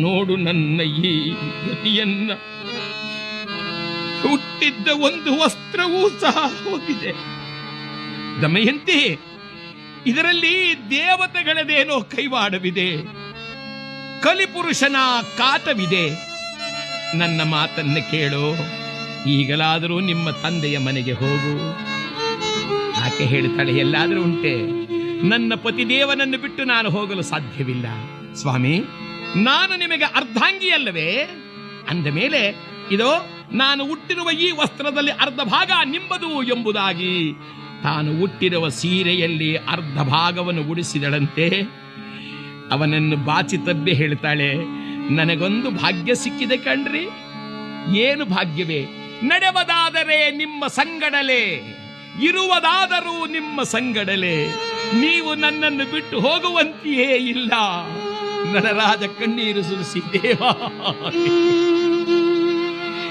ಬಾ ದಮಯಂತಿ ಬಾ ಎಂದು ಕರೆತಂದು ಬಹುದೂರ ಸಾಗಿದ ಅಲ್ಲೊಂದು ಮಾರ್ಗವನ್ನು ಕಂಡು ಹೇಳ್ತಾನೆ ದಮಯಂತಿ ಒಂದು ಮಾತನ್ನು ಕೇಳು ದಮಯಂತಿ ನಾನು ಏನು ಬೇಕಾದರೂ ಅನುಭವಿಸುತ್ತೇನೆ ನೀನು ಅನುಭವಿಸುವುದು ನನಗೆ ನೋಡಲಾಗೋದಿಲ್ಲ ನೋಡು ನೋಡು ಈ ದಾರಿ ಇದೆ ನೋಡು ಈ ದಾರಿಗಳಲ್ಲಿ ಈ ದಾರಿಯು ವಿಂಧ್ಯ ಪರ್ವತಕ್ಕೂ ಈ ದಾರಿಯು ಪಯೋಷ್ಣ ನದಿಗೂ ಈ ಮಾರ್ಗ ವಿದರ್ಭಕ್ಕೂ ಮುಂದೆ ಹೋಗುತ್ತಾದ್ದರಿಂದ ನೀನು ನಿಮ್ಮ ತಂದೆಯ ರಾಜ್ಯಕ್ಕೆ ಹೋಗುತ್ತಾ ಸುಖವಾಗಿ ಇರು ನನ್ನ ಮಾತನ್ನು ಕೇಳು ನನ್ನ ಮಾತನ್ನು ಕೇಳು ಎಂದರೆ ಆ ತಾಯಿ ಹೇಳಿದ್ಲಂತೆ ಕೇಳುವುದಿನ್ನೇನು ಇಲ್ಲ ಬಿಡ್ರಿ ನಾನು ಇದ್ದರೆ ನಿಮ್ಮ ಸಂಗಡ ಸಾಯುವುದಾದರೂ ನಿಮ್ಮ ಸಂಗಡಲೇ ನಡೆದು ಕಂಗೆಟ್ಟು ಸಾಕಾಗಿ ಮಲಗಿದರಂತೆ ಮೂರ್ಛಿತಳಾಗಿ ಬಿದ್ದಿರುವ ಹೆಂಡತಿಯ ಸಂಗಡ ಮಲಗಿದ್ದರೆ ಆ ಹೃದಯದೊಳಗೆ ಇವನಿಗಿಲ್ಲದ ಕಾಟ ಆಟವನ್ನಾಡಿದವನು ನೀನು ಕಲಿಪುರುಷನ ಕಾಟಕ್ಕೆ ಸಿಕ್ಕಿರುವವನು ನೀನು ಏನರಿಯದ ಅಬಲೆಯಾದ ದಮಯಂತಿಯನ್ನ ಗೋಳಾಡಿಸುತ್ತಿರುವೆಯಾ ಅವರ ತಂದೆ ಮನೆಗೆ ಕಳಿಸಲು ಸಾಧ್ಯವಿಲ್ಲವೇ ಒಳಗಡೆ ನಿನಗೆ ಹೆಂಡತಿಯನ್ನು ಬಿಟ್ಟಿರಲಾರದಂತ ಮೋಹ ಮಲಗಿದ್ದವನು ಥಟ್ಟನ ಕಣ್ಣುಬಿಟ್ಟ ಇಲ್ಲ ಇಲ್ಲ ಇಲ್ಲ ನಾನಿರುವುದರಿಂದ ನನ್ನ ಹೆಂಡತಿ ಹೀಗಾಡ್ತಾಳೆ ನಾನೇ ಹೊರಟು ಹೋದರೆ ನನ್ನ ಹೆಂಡತಿ ತನ್ನ ತಂದೆ ಮನೆಗೆ ಹೋಗ್ತಾಳೆ ಎಂದು ಮೆಲ್ಲನೆ ಮುಖವನ್ನೇ ನೋಡಿದ ತಾನು ಹುಟ್ಟಿದ್ದ ಅರ್ಧ ಸೀರೆಯನ್ನು ಮೆಲ್ಲನೆ ಅಂದನ್ನು ಹರಿದು ದೇವಿ ಚಕ್ರವರ್ತಿಯ ಮಡದಿ ಹೋಗು ನಿನ್ನ ತಂದೆಯ ಮನೆಯಲ್ಲಿ ಸುಖವಾಗಿ ಇರು ಎದ್ದು ಆ ಕಲಿಪುರುಷನ ಪ್ರಭಾವದಿಂದ ದಡದನ್ನು ಹೊರಟೇ ಬಿಟ್ಟರಂತೆ ಸ್ವಲ್ಪ ವೇಳೆಯಾದಾಗ ಚಳಿಯಾದಾಗ ಆಗಿ ದಮಯಂತಿ ಯಾರು ಇದೇನು ಸ್ವಾಮಿ ಭಯವಾಗ್ತಾ ಇದೆ ಅಂತ ಕಣ್ಣು ಬಿಟ್ಟು ನೋಡ್ತಾಳೆ ನಳರಾಜನಿಲ್ಲ ದೇವಾ ನಳ ನಳ ಎಂದು ತಾನೆಂದು ಕಾಡಿನಲ್ಲಿ ಹುಡುಕಾಡ್ತಾ ಆ ಕಡೆಗೆ ಹೊರಟು ಹೋದ್ಲಂತೆ ಬಹುದೂರ ಸಾಗುತ್ತಿದ್ದಾಳೆ ಸ್ವಾಮಿ ಏಕೆ ನನ್ನನ್ನು ಬಿಟ್ಟು ಹೋದೆ ನಳರಾಜ ನನ್ನನ್ನೇಕೆ ತೊರೆದು ಹೋದೆ ಅಲ್ಲೊಂದು ಹೆಬ್ಬಾವು ನುಂಗಲು ಬಂದರೆ ಈಕೆ ಹೇಳ್ತಾಳೆ ನುಂಗಿಬಿಡು ನನ್ನನ್ನ ನಾನು ಬದುಕಿರುವುದಕ್ಕಿಂತಲೂ ಸಾಯುವುದೇ ಕ್ಷೇಮ ಅನ್ನುವಾಗ ಆ ನಸುಕಿನಲ್ಲಿ ಬೆಳಗಾಗುವ ಸಮಯದಲ್ಲಿ ಹೆಬ್ಬಾವು ನುಂಗುತ್ತಿರುವುದನ್ನು ಕಂಡ ಒಬ್ಬ ವ್ಯಾಧ ಓಡಿ ಬಂದು ತನ್ನ ಖಡ್ಗದಿಂದ ಅದನ್ನು ಕತ್ತರಿಸಿ ಬಿಡಿಸಿ ಹೇಳಿದನಂತೆ, ಭಯಪಡಬೇಡ, ನನಗೆ 3 ಜನ ಹೆಂಡತೀರಿದ್ದಾರೆ. ನಿನ್ನ ರೂಪ ನೋಡಿ ನಾನು ಸೋತಿದ್ದೇನಾದ್ರಿಂದ ನಿನ್ನನ್ನು ಮದುವೆ ಆಗ್ತೇನೆ. ಈಕೆ ಹೇಳಿದಳು, ನನ್ನ ಪ್ರಾಣ ಉಳಿಸಿದವು ನೀನು ತಂದೆ. ವ್ಯಾಧ ಹೇಳಿದೆ, ನೋಡಿ ಪುರಾಣ ಎಲ್ಲ ಹೇಳಬೇಡ, ನೀನು ನನ್ನವಳಾಗಲೇಬೇಕು ಎಂದು ಬಲಾತ್ಕರಿಸುವಾಗ ಈಕೆ ಹೇಳಿದಳಂತೆ, ನಳರಾಜನನ್ನೇ ನಾನು ಪತಿ ಎಂದು ನಂಬಿರುವುದು, ಅನವರತ ಆತನ ಸೇವೆ ಮಾಡಲು ಸತ್ಯವಾಗಿದ್ದರೆ ನನ್ನ ಕಣ್ಣೆದುರಿಗೆ ನೀನು ನಾಶವಾಗಿ ಹೋಗು ಅಂದರೆ ಆ ವ್ಯಾಧನು ವಿಲಿ ಒದ್ದಾಡಿ ಢಮ್ಮನೆ ಬಿದ್ದು ಪ್ರಾಣ ಬಿಟ್ಟ. ಈ ತಾಯಿಯು ಹಾಗೇ ಮುಂದಕ್ಕೆ ಹೋಗ್ತಲೇ ಇದ್ದಾಳೆ. ಅಲ್ಲೊಂದು ವರ್ತಕರ ಗುಂಪು, ಆ ವರ್ತಕರ ಗುಂಪಿನಲ್ಲಿ ಸೇರಿದರೆ ಈಕೆಯನ್ನು ಕಂಡು ಕನಿಕರಿಸಿ, ಅಮ್ಮ ಯಾರು ನೀನು? ನಾನು ನನ್ನ ಗಂಡನನ್ನು ಹುಡುಕಕ್ಕೆ ಬಂದಿರತಕ್ಕಂಥ ಅವಳೊಬ್ಬಳು. ಸ್ವಾಮಿ, ನನ್ನ ಪತಿರಾಯನನ್ನು ಹುಡುಕ್ತಿದ್ದೇನೆ. ಅಮ್ಮ, ಈ ಕಾಡಿನಲ್ಲಿ ಒಬ್ಬಳೇ ಇರುವುದು ಸರಿಯಲ್ಲ, ಬಾ ಹೋಗೋಣ, ನಾವು ಛೇದಿ ದೇಶಕ್ಕೆ ಹೋಗ್ತಿದ್ದೇವೆ ಬಾ ಎಂಬುದಾಗಿ ಸಂಗಡ ಕರೆದುಕೊಂಡು ಹೋಗ್ತಿದ್ದಾರೆ. ಛೇದಿ ದೇಶಕ್ಕೆ ಹೋಗುವ ಮಾರ್ಗದಲ್ಲಿ ಒಂದು ಕಡೆ ಕಾಡಿನಲ್ಲಿದ್ದರೆ ಕಾಡಾನೆಗಳೆಲ್ಲವೂ ದಡದಡನೆ ತುಂಬಿ ಬಂದವಂತೆ. ಇವರನ್ನೆಲ್ಲ ತುಳಿಯಲು ಆರಂಭಿಸಿದರೆ ಈ ದಮಯಂತಿ ಹೇಳ್ತಾಳೆ, ನನ್ನಿಂದಲೇ ಇವರಿಗೆ ಈ ಕಷ್ಟ, ನನ್ನನ್ನು ತುಳಿಯಬಾರದೆ. ಅಲ್ಲೊಬ್ಬರಂದ್ರು, ಈ ಪಾಪಿ ಸೇರಿದ್ರಿಂದಲೇ ಈ ಕಷ್ಟ. ಆ ಗುಂಪಿನ ಯಜಮಾನಂದ, ಮುಚ್ಚು ಬಾಯ್, ನಾವಿಷ್ಟು ಜನ ಉಳಿಯಬೇಕಾದ್ರೆ ಈ ತಾಯಿಯ ಪ್ರಭಾವ. ಆನೆಗಳು ಸುತ್ತುವರೆದವೂ ಸಹ ನಾವಿರುವ ಈ ಎಡೆಗೆ ಮಾತ್ರ ಒಂದು ಬರಲಿಲ್ಲ ಎಂದರೆ ಈ ತಾಯಿ ಪ್ರಭಾವ. ನಡೀರಿ ಎಂಬುದಾಗಿ ಆಕೆಯನ್ನು ಕರೆದುಕೊಂಡು ಬಂದರಂತೆ ಛೇದಿ ದೇಶಕ್ಕೆ, ಸುಬಾಹುವಿನ ನಗರಕ್ಕೆ. ಆ ನಗರದಲ್ಲಿ ಬರುವಾಗ ಅರಮನೆಯ ಮೇಲೆ ಕುಳಿತಿರತಕ್ಕಂಥ ರಾಣಿ ನೋಡಿದ್ಲು, ಯಾರೋ ಕಷ್ಟದಲ್ಲಿದ್ದಾಳೆ ಈಕೆ ಎಂದು ಕರೆಸಿ, ಯಾರಮ್ಮ ನೀನು? ಅಮ್ಮ, ನಾನೊಬ್ಬಳು ಸೈರಂದ್ರಿ, ಕೆಲಸ ಮಾಡುವ ಪರಿಚಾರಕಳು. ನನ್ನ ಪತಿರಾಯನನ್ನು ಹುಡುಕೊಂಡ್ ಬಂದಿದ್ದೇನಮ್ಮ. ಅಯ್ಯೋ ಪಾಪ, ಏನೋ ಕಷ್ಟದಲ್ಲಿ ಸಿಕ್ಕಿದ್ದೀಯಾ ಅಂತ ಕಾಣುತ್ತೆ. ನಿನ್ನ ಗಂಡ ಬರುವ ಪರ್ಯಂತರವು ಹುಡುಕಾಡಿಸುವ ಪರ್ಯಂತರವು ಇಲ್ಲೇ ಇರಮ್ಮ. ನನ್ನ ಮಗಳು ಸುನಂದೆ ಅಂತಿದ್ದಾಳೆ, ಅವಳ ಸಖಿಯಾಗಿರು. ದಮಯಂತಿ ಅಲ್ಲಿ ಸೇರಿದಳು. ಈ ಕಡೆಯಲ್ಲಿ ಬಹುದೂರ ಹೋಗಿದ್ದ ನಳ ಇದ್ದಕ್ಕಿದ್ದಾಗ, ಅಯ್ಯಯ್ಯೋ, ಕಾಡಿನ ಮಧ್ಯದಲ್ಲಿ ದಮಯಂತಿಯನ್ನು ಬಿಟ್ಟುಬಿಟ್ನಲ್ಲ, ಯಾವುದಾದ್ರೂ ಕಾಡು ಪ್ರಾಣಿಗಳೇನಾದ್ರೂ ತಿಂದುಬಿಟ್ಟು ಏನೋ ಅಂತ ಓಡಿ ಬಂದು ನೋಡ್ತಾನೆ. ಮಲಗಿದ್ದ ಎಡೆಯಲ್ಲಿ ಆ ಹೆಂಡತಿ ಇಲ್ಲ. ಅಯ್ಯೋ ಕ್ರೂರ ವಿಧಿಯೇ, ಕ್ರೂರ ವಿಧಿಯೇ, ನಿನ್ನ ಬಲೆಗೆ ಅಕಟ ಸಿಲುಕಿದೇನೆ. ಕ್ರೂರ ವಿಧಿಯೇ, ನಿನ್ನ ಬಲೆಗೆ ಅಕಟ ಸಿಲುಕಿದೇನೆ.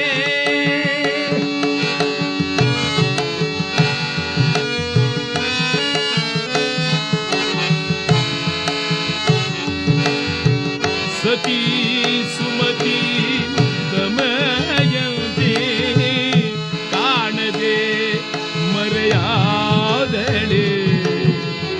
ಕ್ರೂರ ವಿಧಿಯೇ, ನಿನ್ನ ಬಲೆಗೆ ಅಗಟ ಸಿಲುಕಿದ್ದೇನೆ.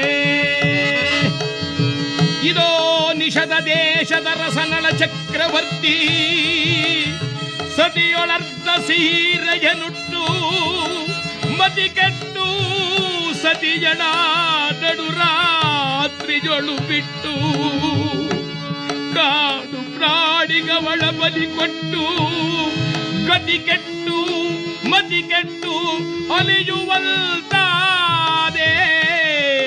ದೇವಾ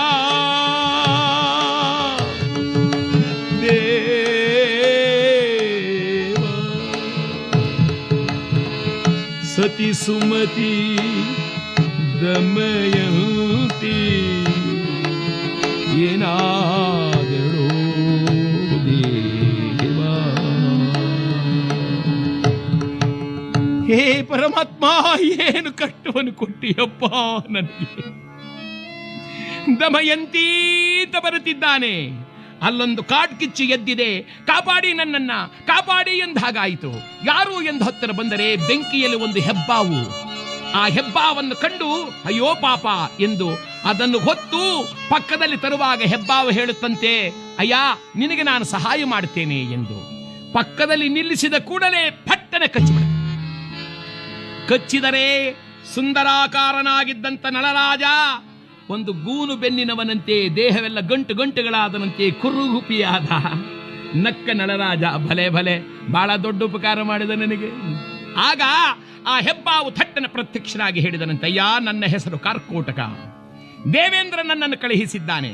ನಾನೀಗ ಕಚ್ಚಿರುವುದರಿಂದ ನಿನಗೆ ಹಸಿವು ಬಾಯಾರಿಕೆಗಳಾಗುವುದಿಲ್ಲ, ರೋಗ ರುಜಿನಾದಿಗಳು ಪ್ರಾಪ್ತವಾಗುವುದಿಲ್ಲ. ಅಷ್ಟು ಮಾತ್ರವಲ್ಲ, ನೀನು ಇನ್ನು ಸ್ವಲ್ಪ ಕಾಲದೊಳಗಾಗಿ ಸುಖವನ್ನು ಪಡೆಯುತ್ತೀಯ.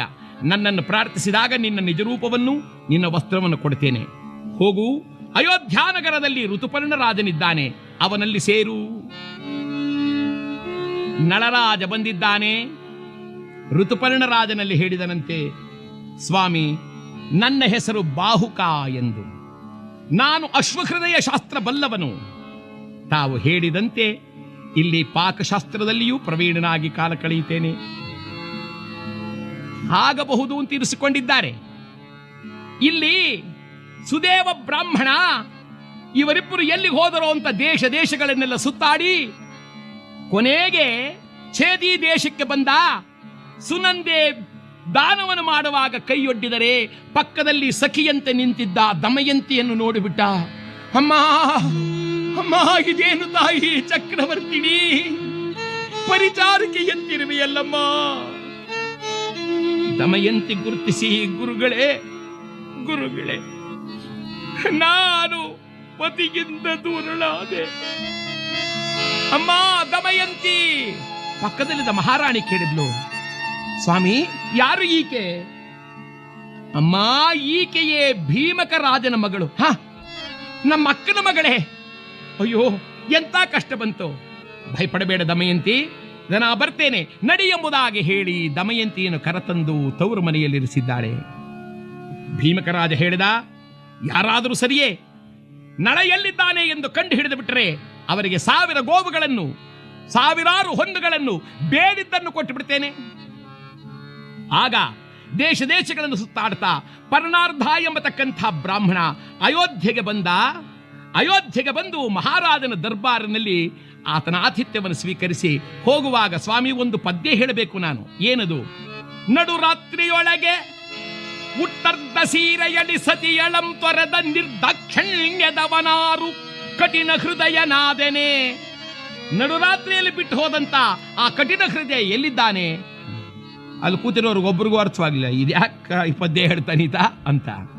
ಬಾಹುಕನಾಗಿದ್ದವನು ಕರೆದನಂತೆ, ಪರ್ಣಾರ್ಧ, ಅದೇನೋ ಹೇಳಿದೆಯಲ್ಲ, ಅದಕ್ಕೆ ಇನ್ನೊಂದು ಮಾತು ನಿನಗೆ ಹೇಳಬೇಕು. ಕುಲನಾರಿಯರು ದೂರರು ಯಾರನು, ಕಷ್ಟವನು ಪೇಳರು, ಮನದೊಳಗೆ ಸಹಿಸುವರು ಗಣಿತವನು ಕೇಳು. ಹೇಳಬಾರದು ಕಾಣಪ್ಪ, ಏನು ಕಷ್ಟದಲ್ಲಿ ಸಿಕ್ಕಿದನೋ ಅದನ್ನು ಮರೆತು ಬಿಟ್ಟನಲ್ಲ ಅನ್ನುವಾಗ ಪರ್ಣಾರ್ಧ ಇದನ್ನು ತಿಳಿದು ನೇರವಾಗಿ ಬಂದಿದ್ದೇ ದಮಯಂತಿಗೆ ತಿಳಿಸಿದನಂತೆ. ಅಮ್ಮ, ಬಾಹುಕ ಎಂಬುವನು ಉತ್ತರವನ್ನು ಕೊಟ್ಟ. ಅವನೇ ಇರಬಹುದು ನನ್ನ ಪತಿ ಎಂಬುದಾಗಿ ಒಂದು ತಂತ್ರವನ್ನು ಹೂಡಿದರಂತೆ. ಸುದೇವ ಬ್ರಾಹ್ಮಣನನ್ನು ಕಳುಹಿಸಿದ್ದಾರೆ ದಮಯಂತಿಗೆ ಸ್ವಯಂವರ ಎಂದು. ಇಲ್ಲಿ ಋತುಪರ್ಣ ರಾಜ ನೋಡಿದ, ಏನು ಸ್ವಯಂವರ, 2ನೇ ಮದುವೆ? ಆಯಿತು, ನಾವು ಬರ್ತೇವೆ. ಪಕ್ಕದಲ್ಲೇ ಇದ್ದಂಥ ಬಾಹುಕ ವೇಷಧಾರಿಯಾದ ನಳರಾಜ ನಗುತ್ತಾನೆ, ಹೌದು ಹೌದು, ಇನ್ನೆಲ್ಲಿಯ ಕಾಲ, ಇನ್ನೆಲ್ಲಿಯ ಧರ್ಮ, ಇನ್ನೆಲ್ಲಿಯ ನೀತಿ. ಸ್ವಾಮಿ, ಏನಾಗಬೇಕು? ಬಾಹುಕ, ನೀನು ಅಶ್ವಹೃದಯ ಶಾಸ್ತ್ರ ಬಲ್ಲವನು ಎಂದು ಹೇಳಿದೆಯಲ್ಲ, ನಾನು ಒಂದೇ ಒಂದು ಹಗಲಿನಲ್ಲಿ ವಿದರ್ಭ ದೇಶವನ್ನು ಸೇರಬೇಕು, ಅಂಥ ಕುದುರೆಗಳನ್ನು ಹುಡುಕು.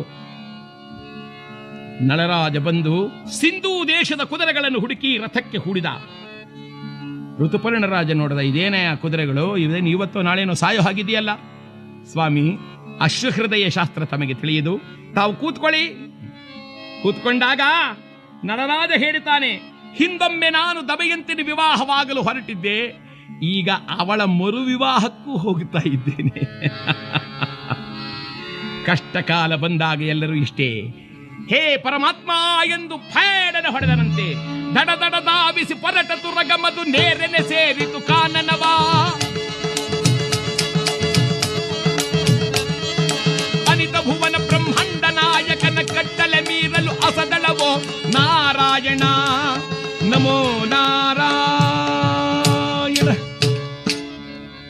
ತುರಗ ಓಡುತ್ತಿದ್ದರೆ ಅದರ ವೇಗವನ್ನು ಕಂಡು ಜಗತ್ತೇ ಬೆರಗಾಗುವಂತಿದೆಯಂತೆ. ಬೆರಗಾಗುವಂತಿರುವಾಗ ಈ ಋತುಪರ್ಣ ರಾಜ ನೋಡಿದ, ಬಾ ಏನು ಈ ಕುದುರೆಗಳು ಇಷ್ಟು ವೇಗವಾಗಿ ಓಡ್ತಿದೆಯಲ್ಲ ಅಂತ ಹೀಗೆ ತಿರುಗಿದರೆ ಆತನ ಹೆಗಲ ಮೇಲಿದ್ದ ಉತ್ತರೀಯ ಗಾಳಿಗೆ ಹೊಡ್ಕೊಂಡು ಹೋಗ್ಬಿಡ್ತು. ಹಾ ಹಾ ಹಾ ಹಾ ಬಾಹುಕ, ಸ್ವಲ್ಪ ರಥ ನಿಲ್ಲಿಸು, ನನ್ನ ಉತ್ತರೀಯ ಹಾರಿದೆ. ಹಾಗೆ ನಳರಾಜ ನಗುತ್ತಾ ಹೇಳ್ತಾನೆ, ಮಹಾರಾಜ ಅದಾಗಲೇ 1 ಯೋಜನ ದೂರ ಹೋಗಿದೆ. ಹ, ಇಷ್ಟೊಂದು ವೇಗವಾಗಿ ಓಡತಕ್ಕಂಥ ಕುದುರೆಗಳನ್ನು ನೀನು ಕಂಡಿಡಿದದ್ದು ಹೇಗೆ? ನಾನು ಅಶ್ವಹೃದಯ ಶಾಸ್ತ್ರವನ್ನು ಬಲ್ಲೆ. ಆಗ ಋತುಪರ್ಣ ರಾಜ ಹೇಳ್ತಾನೆ, ನನಗೊಂದು ಶಾಸ್ತ್ರ ಗೊತ್ತಿದೆ ನೋಡು. ಈ ಮರದಲ್ಲಿ ಇಷ್ಟು ರೆಂಬೆಗಳಿವೆ, ಇಷ್ಟು ಎಲೆಗಳಿವೆ, ಇಷ್ಟು ಹಣ್ಣುಗಳಿವೆ. ಇದನ್ನು ನಾನು ಹೇಳ್ತೇನೆ, ಇದಕ್ಕೆ ಅಕ್ಷಹೃದಯ ಎಂದು ಹೆಸರು. ರಥವನ್ನು ನಿಲ್ಲಿಸಿ ನಳರಾಜ ನೋಡಿದರೆ ಆ ತಾಳೆ ಮರದಲ್ಲಿದ್ದದ್ದನ್ನೆಲ್ಲವನ್ನು ಕಂಡು ಹಿಡಿದು ಬಂದು, ಹೌದು ಹೌದು, ಹಾಗಾದರೆ ನೀನು ನಿನಗೆ ತಿಳಿದಿರುವುದನ್ನು ನನಗುಪದೇಶ ಮಾಡು, ನಾನು ನನಗೆ ತಿಳಿದಿರುವುದನ್ನು ನಿನಗುಪದೇಶ ಮಾಡುತ್ತೇನೆ. ನಳರಾಜ ಅಶ್ವಹೃದಯ ಶಾಸ್ತ್ರವನ್ನು ಋತುಪರ್ಣನಿಗೂ, ಋತುಪರ್ಣನು ಅಕ್ಷಹೃದಯ ಶಾಸ್ತ್ರವನ್ನು ನಳರಾಜನಿಗೂ ಉಪದೇಶ ಮಾಡಿದನಂತೆ. ನಳರಾಜನಿಗೆ ಆ ಉಪದೇಶವಾದ ಕೊಡನೆ, ಅಕ್ಷಹೃದಯ ಮಂತ್ರೋಪದೇಶವಾದೊಡನೆ ಆ ನಳರಾಜನೊಳಗೆ ಸೇರಿದ್ದ ಕಲಿಪುರುಷನಿಂದ ನಿಲ್ಲಲಿಕ್ಕಾಗದೆ ಅಲ್ಲಿ ಕಾಳುವ ತಾಳೆಯ ಮರಕ್ಕೆ ಭರ್ರನೆ ಹೊರಟದ. ಹೋಗುವಾಗ ಹೇಳುತ್ತಿದ್ದಾನೆ, ಅಯ್ಯ ನಳರಾಜ, ನಾನು ನಿನ್ನಲ್ಲಿ ಸೇರಿದ್ದೆ, ದೇವೇಂದ್ರ ಕಾರ್ಕೋಟಕನನ್ನು ಕಳುಹಿಸಿ ಕಚ್ಚಿಸಿದನಲ್ಲ, ಆಗಲಿಂದ ಬಹಳ ಬಾಧೆ ಪಡ್ತಾ ಇದ್ನಪ್ಪ ಒಳಗಡೆಗೆ. ಈ ಅಕ್ಷಹೃದಯ ಎಂಬುದು ಸೇರಿದ ಮೇಲೆ ನಾನು ನಿಲ್ಲಲು ಆಗಲಿಲ್ಲ, ಇದು ಹೊರಟಿದ್ದೇನೆ. ಇದು ನಿನಗೆ ಮಂಗಳಕರವಾದಂತಹದ್ದೇ, ನಿನಗೆ ಇದು ಜಯವಾಗಿದೆ. ಮುಂದಕ್ಕೆ ಹೋಗು, ನಿನಗೆಲ್ಲ ಮಂಗಳವಾಗುತ್ತೆ. ರಥವನೇರಿ ಬಂದನಂತೆ. ಬರುತ್ತಾ ಬರುತ್ತಾ ಮಹಾನುಭಾವನಾಗಿರ್ತಕ್ಕಂಥ ನಳರಾಜ ಆ ವಿದರ್ಭ ದೇಶಕ್ಕೆ ಬಂದಿದ್ದಾನೆ. ಒಂದೆಡೆಯಲ್ಲಿ ತುರಗಗಳನ್ನು ನಿಲ್ಲಿಸಿದ. ಆ ತುರಗ ಸಂಚಾರವನ್ನು ಕಂಡು ಎಲ್ಲರೂ ಬೆದರಿದರು, ಇವನೇ ಇರಬಹುದು ಎಂದು ಭಾವಿಸಿದರು. ಅಲಂಕಾರವಿಲ್ಲ, ಏನೂ ಇಲ್ಲ. ದಮಯಂತಿ ಕೇಶಿನಿ ಎಂಬತಕ್ಕಂಥ ಸಖಿಯನ್ನು ಕರೆದು ಹೇಳ್ತಾಳೆ, ಹೋಗಿ ನೋಡಿ ಏನು ಮಾಡ್ತಾನಾತ. ಈ ನಳರಾಜ ಕೂತ ಕಡೆಯಲ್ಲೇನು ಮಾಡಿದ, ಒಲೆ ಇದ್ದಡೆಯಲ್ಲಿ ಒಂದು ಸಲ ಕೈ ಹೀಗಂದ, ಬೆಂಕಿ ಧಗ್ಗನಂಟಿಕೊಂಡ್ಬಿಡ್ತು. ಆ ಕೊಡದ ಮೇಲೆ ಕೈ ಹಾಕಿದ, ನೀರು ತುಂಬಿ ಹೋಯಿತು, ಅಡಿಗೆ ತಯಾರಾಯಿತು. ಈ ಕೇಶಿನಿ ಬಂದು, ಎಲ್ಲಿ ನಾನು ಸ್ವಲ್ಪ ರುಚಿ ನೋಡ್ತೇನೆ ಎಂದು ಆಹಾರವನ್ನು ತೆಗೆದುಕೊಂಡು ನೇರವಾಗಿ ಬಂದಿದ್ದೆ. ದಮಯಂತಿಗೆ ಕೊಟ್ಟಾಗ ದಮಯಂತಿ ತಿಂದು ಹೇಳ್ತಾನೆ, ಆತನೇ ನನ್ನ ಪತಿ. ಈ ಭಾಗ್ಯ ಇನ್ನಾರಿಗೂ ಸಾಧ್ಯವೇ ಇಲ್ಲ. ಹಾಗಾದರೆ ಇದು ಏನು ಎಂಬತಕ್ಕಂಥದ್ದನ್ನು ನೋಡಬೇಕು ಎನ್ನುವಾಗ ಮಾರನೇ ದಿವಸ ದರ್ಬಾರಿನಲ್ಲಿ ಋತುಪರ್ಣರಾಜನೊಬ್ಬನೇ ಕೂತಿದ್ದಾನೆ. ಇದೇನು ಸ್ವಯಂವರ ಅಂದ್ರು, ಯಾರೂ ಇಲ್ಲ, ಏನೂ ಇಲ್ಲ ಅನ್ನುವಾಗ ಪುಷ್ಪ ಮಾಲಿಕೆಯನ್ನು ಹಿಡಿದು ಬಂದಳಂತೆ ದಮಯಂತಿ. ವಿಕಾರ ರೂಪಿಯಾಗಿ ನಿಂತಿರ್ತಕ್ಕಂಥ ಬಾಹುಕನ ಕೊರಳಿಗೆ ಹಾಕಿದ್ದಾಳೆ. ನಮಸ್ಕಾರ ಮಾಡುತ್ತಾ ಹೇಳಿದ್ದಾಳೆ, ಏಕೆ ನಿರ್ದಯನಾದೆ ದೇವಾ, ಆವ ಅಪರಾಧಕ್ಕೆ ಈ ಘನತರದ ಶಿಕ್ಷೆ. ನನ್ನ ಮೇಲೆ ಏಕೆ ನಿರ್ದಯನಾದೆ ದೇವಾ? ನಳರಾಜ ನಿನ್ನ ನಿಜ ರೂಪವನ್ನು ತೋರಿಸಲಾರೆಯ? ನಳರಾಜ, ಏಕೆ ದಮಯಂತಿ? ಮತ್ತೊಂದು ಸ್ವಯಂವರ? ಇಲ್ಲ ಇಲ್ಲ ಸ್ವಾಮಿ, ನನ್ನ ಅಪರಾಧವನ್ನು ಮನ್ನಿಸು. ನಿನ್ನನ್ನ ಇಲ್ಲಿಗೆ ಕರೆಸುವ ಸಲುವಾಗಿಯೇ ಹೂಡಿದ ತಂತ್ರವಿದು. ಇದು ಸುದೇವ ಬ್ರಾಹ್ಮಣರಿಗೂ ತಿಳಿದಿದೆ. ನಾನು ನಿನಗಾಗಿ ಕಾದಿದ್ದೇನೆ, ದಯಮಾಡಿ ಪ್ರತ್ಯಕ್ಷನಾಗು ಎಂದಾಗ ನಳರಾಜ ತಾನು ಒಮ್ಮೆ ಆ ಕಾರ್ಕೋಟಕನ ಹೇಳಿಕೊಟ್ಟಿದ್ದ ರೀತಿಯಲ್ಲಿ ಕಣ್ಣನ್ನು ಮುಚ್ಚಿ ಪ್ರಾರ್ಥಿಸಿದನಂತೆ. ಕಾರ್ಕೋಟಕ ಅಂದ. ಗಡ ಗಡ ಗಡ ಗಡ ಗಡ ನಡೆಗಿದೆಯಂತೆ. ದೇವಲೋಕದಿಂದ ವಸ್ತ್ರಗಳೇ ಬಂದಿದೆ. ಆ ಮಹಾನುಭಾವನಾದ ನಳರಾಜನ ವಿಕಾರ ರೂಪ ಹೋಗಿ ಸುಂದರನಾದ ನಳರಾಜನಾಗಿ ನಿಂತಾಗ ಅಲ್ಲಿರ್ತಕ್ಕಂಥ ಸುದೇವ ಬ್ರಾಹ್ಮಣ ಹೇಳ್ತಾನೆ, ಕಾರ್ಕೋಟಕಸ್ಯ ನಾಗಸ್ಯ ದಮಯಂತ್ಯ ನಳಯಸ್ಯ ಋತುಪರ್ಣ ರಾಜರಿಷೇ ಕೀರ್ತನಂ ಕಲಿನಾಶನಂ. ಕಾರ್ಕೋಟಕಸ್ಯ ನಾಗಸ್ಯ ದಮಯಂತ್ಯ ನಳಾಯ ಚ ಋತುಪರ್ಣ ರಾಜರಿಷೇ ಕೀರ್ತನಂ ಕಲಿನಾಶನಂ.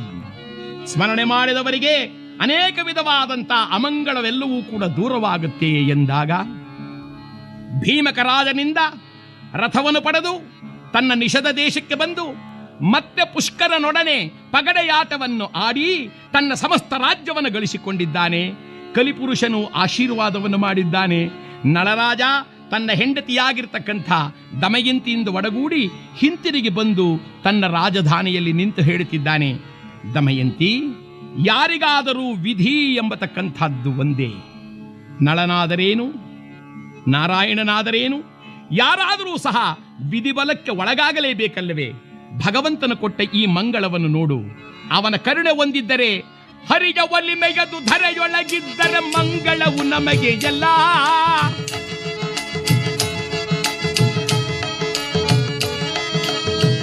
ವರದನ ಕರುಣೆ ಹೊಂದಿದ್ದರೆ ಮಂಗಳವು ನಮಗೆಲ್ಲ.